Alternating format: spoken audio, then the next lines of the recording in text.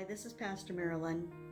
I want to share some thoughts with you today, and it begins with this idea that who we are, each individual, we are the culmination of everything that's happened in our lives. And that's different for everyone. So that means every single person is different. I would venture to say that there have never been two people in the world ever who would be exactly alike, because no two people have the exact same experiences all through their life. And that means how we act, respond, how we think, even how we reason is going to be different for every single person. But somehow we tend to want everybody to fit inside our own little boxes of reality. And if they don't think, act, respond, or reason the same way that we would, they're often perceived as odd or the outcast, or they're somehow not normal or acceptable. So if you think about the idea of rush hour traffic, I hate rush hour traffic. Cars are rushing around, and yes, sometimes you do have people who are just knuckleheads and they endanger people. But rather than get mad at them, sometimes if we hear the stories, we can understand. I talked to a single parent who said that the kids were picked up at a specific time on their school bus, and then there was just X amount of time to get to work. And if there was one small deviation, then that might cause them to be late. And let's consider this. That's their livelihood. It's how they feed their children. They have to have that job. And so when something has gone wrong, that slow driver in front of them, and so they tend to make up a little speed elsewhere. It makes it a little bit more understandable why people behave the way they do. And Paul says to the Philippians in Philippians 2, "Do nothing out of selfish ambition or vain conceit. Rather, in humility, value others above yourselves, not looking for your own interest, but you to the interest of others." And so what would that look like? What would that look like to see the interest of somebody else? I gave you one example there of understanding why that person's done what they've done. But the only way we can understand someone is we have to get to know them. We have to talk to them and not about them. And one of my best examples is the last presidential election we had. People were so angry and polarized and finger pointing and just so hateful. And I ask people and I have friends on both sides of every issue, and I would ask every one of them, have you talked to the other to find out why they voted the way they did? And to this day, not a single person has, except for me, and that I know of. And the wonderful thing about that is I learn I've been enlightened by why people vote certain ways, and each one has to do with their own specific context, where they are in life and what they experience. And so it makes it very understandable. And I don't have to agree or disagree. I just need to try to understand through their lens. That's all. Try to understand who they are and what they believe and why they act, because normal is within their frame of reference.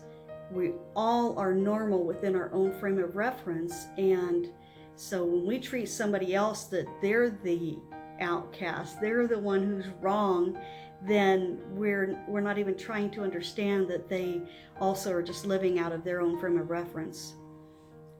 And so this idea of putting others before yourself, empathizing, understanding, and even caring about the other's viewpoint, that's what Paul's talking about when he says to value others above yourself and to look at their interests and not just your own.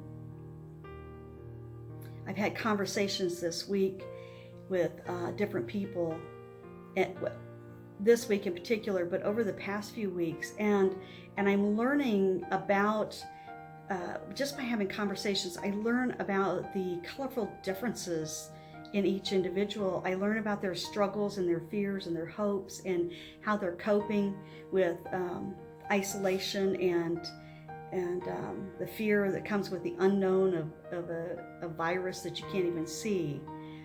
And yesterday, now I didn't get permission to talk about this, so because this person deals with an immune deficiency, I'm going to call them ID for immune deficiency. And ID has been isolated for years, and in this conversation, I was seeing how this person's so misunderstood, and people might think, well, you're just some crazy germaphobe, or get over it. People think you should just get over everything. But right now, even when we bring groceries into our own home, we're cleaning them. And this person has had to do that for years. And this person has to worry about who's touched what. We now are worried to pull up to the pizza place and make sure that we get our pizza and nobody's touched it, right? And this person's had to struggle with that for years. And so I was aware that this creates an understanding of the other and what ID has gone through. And this is how we learn to empathize and discover the differences and appreciate that. So my 2 takeaways for today would be: take Paul's lesson and value others above yourself, looking to the interests of others.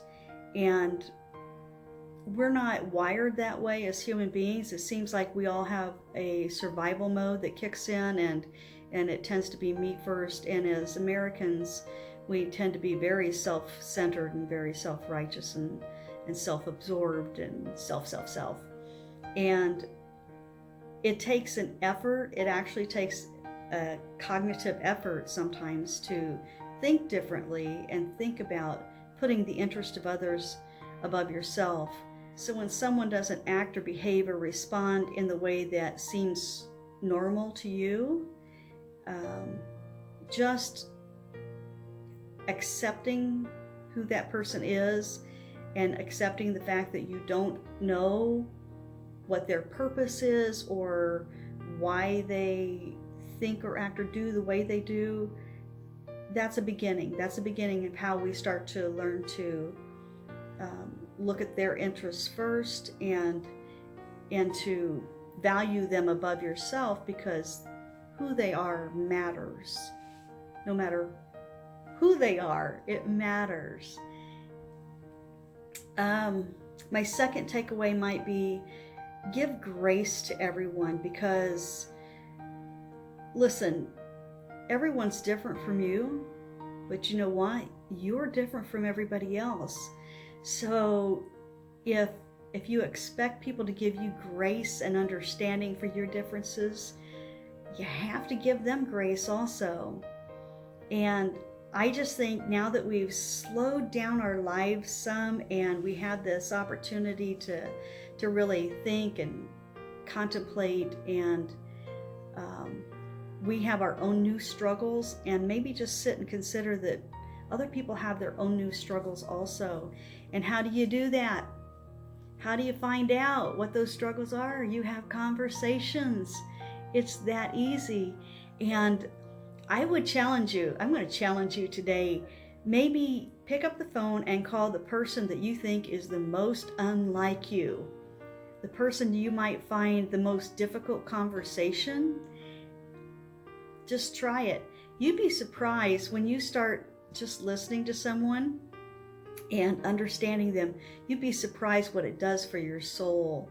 And listen with the ears like Jesus would. Jesus accepted. Oh, and he was persecuted for, being friends with the sinners and the people who were considered the outcasts, the more ugly bunch. So be Jesus to the people that maybe you haven't considered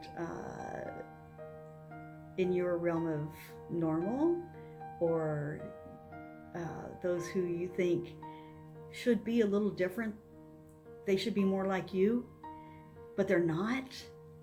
And just have those conversations, and you'll see that everybody has this beautiful plethora of diversity and brings so much into the whole fabric of humanity, and accept them for that, just like Jesus did. So those are my takeaways for the day, and love you. Shalom. Be healthy.